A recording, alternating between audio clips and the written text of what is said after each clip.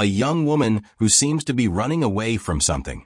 She is packing her things in a hurry and leaves behind an engagement ring, signaling that she is leaving her fiancé. As she drives through the night, she listens to voicemails from her fiancé, who is worried and asking her to come back. However, Michelle stays focused on getting away. Suddenly, her car is struck by another vehicle, flipping off the road in a severe crash. She loses consciousness, and everything goes black. When Michelle wakes up, she finds herself in a concrete room, her leg injured and chained to the wall. Confused and frightened, she tries to get up but is restrained by the chain.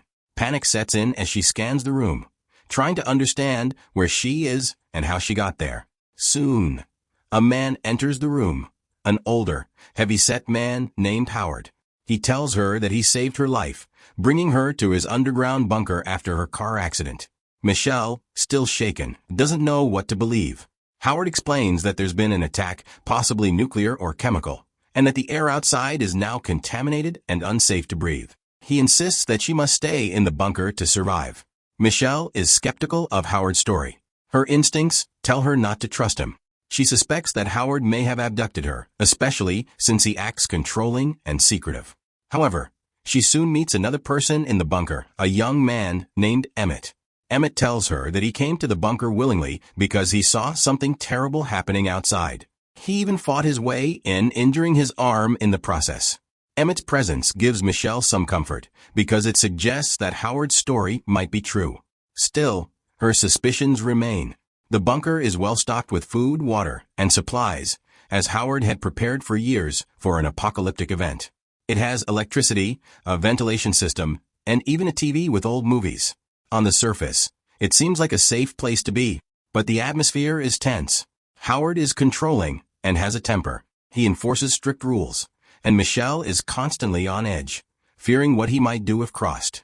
Howard insists that they must remain in the bunker for at least a year until it's safe to go outside. As the days pass, Michelle starts to form a bond with Emmett.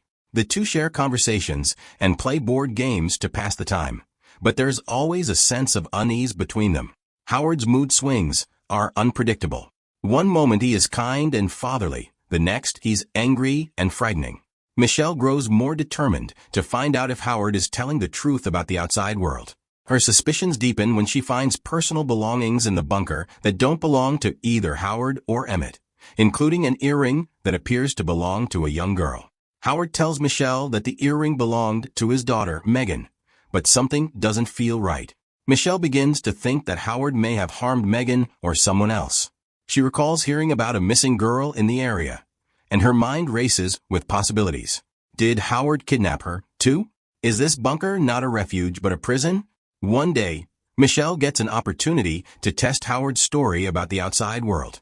As she's doing chores in the bunker, she notices a truck parked near the bunker's hatch. She peeks through the small window in the hatch and sees a woman outside, covered in strange sores and banging on the door, begging to be let in. The woman's skin is covered in blisters, and she appears desperate. Howard, hearing the noise, rushes to the door and warns Michelle not to open it, insisting that the woman is infected with the deadly chemicals in the air. The sight of the woman supports Howard's claim, but it also terrifies Michelle. Maybe Howard is right, and the air is truly dangerous. At the same time, it could all be a manipulation to keep her inside the bunker. Despite the terrifying sight of the woman, Michelle grows more desperate to escape. Her fear of Howard outweighs her fear of the outside world. She begins secretly working on a plan to get out. Using materials she finds around the bunker, she starts to sew together a makeshift hazmat suit to protect herself from the supposed toxins in the air. She shares her plan with Emmett, who agrees to help. Emmett confesses that he never fully believed Howard's story either, but had nowhere else to go. They form a secret alliance, knowing they have to be careful around Howard. The tension in the bunker continues to rise. Howard becomes more erratic and suspicious, sensing that something is wrong between Michelle and Emmett. He confronts them, and the situation quickly escalates when he discovers Michelle's hazmat suit. Howard's reaction is violent. He accuses Emmett of trying to take Michelle away from him, and in a shocking act of rage, Howard shoots Emmett in cold blood, killing him on the spot. Michelle is horrified and frozen with fear as she watches Emmett die in front of her. Howard then tries to comfort Michelle, saying that he only did what was necessary to protect her, and that now, it will just be the two of them. With Emmett gone, Michelle realizes she has no choice but to escape immediately. She knows that Howard is unhinged, and that staying in the bunker any longer would mean certain death. She completes her hazmat suit and puts her escape plan into action. Using her wits and the limited resources in the bunker, she manages to disable the ventilation system, causing a fire in the bunker. This creates enough of a distraction for her to make a break for the hatch. As the bunker fills with smoke and flames, Michelle climbs her way to the hatch. Howard chases after her, but Michelle is able to fight him off and finally unlocks the door to the outside world. She crawls out, gasping for air, unsure of what to expect. To her surprise, the air seems fine.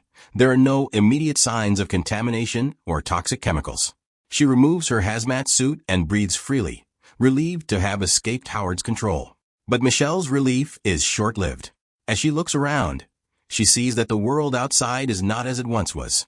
There are strange lights in the sky, and she quickly realizes that something else is terribly wrong.